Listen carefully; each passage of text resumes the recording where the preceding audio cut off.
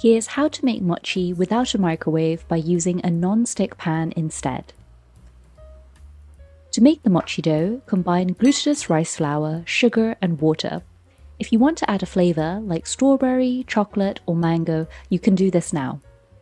If you're adding a liquid like mango puree to make mango mochi skin, then reduce the amount of water and sugar.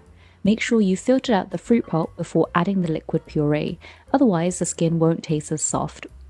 Compared to using a microwave, we add a bit more water as it evaporates quicker when you're cooking mochi in a pan.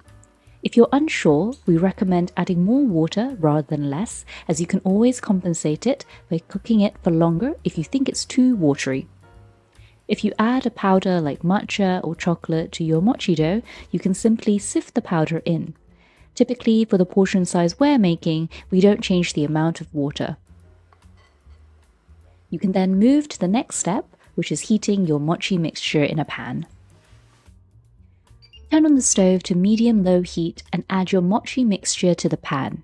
Then, consistently stir and knead with a non-stick spatula so it will cook evenly on the stove. Making mochi in a pan will give you similar results to making it in a microwave. But without a microwave, it does mean you'll need to watch over your mochi dough more closely so it won't overheat. After a few minutes, you should start seeing the mixture thicken, and you can fold the sides into the center.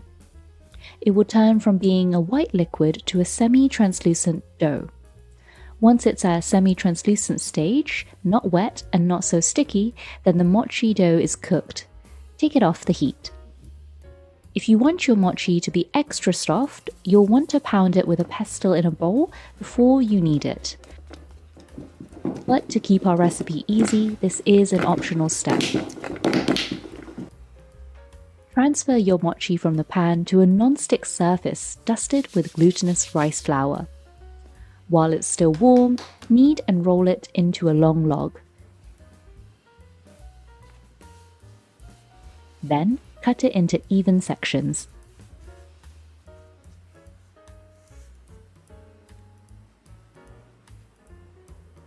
You'll want to start by using a rolling pin and some baking paper to flatten the dough balls to get a thin and even mochi skin. Otherwise, you can use the palm of your hand to flatten them. Pop your filling in the center and slowly pinch and fold the mochi skin to close.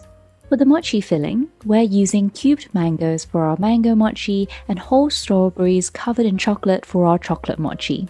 But you can also add a chocolate ganache in between or use a traditional filling like red bean paste to make red bean mochi.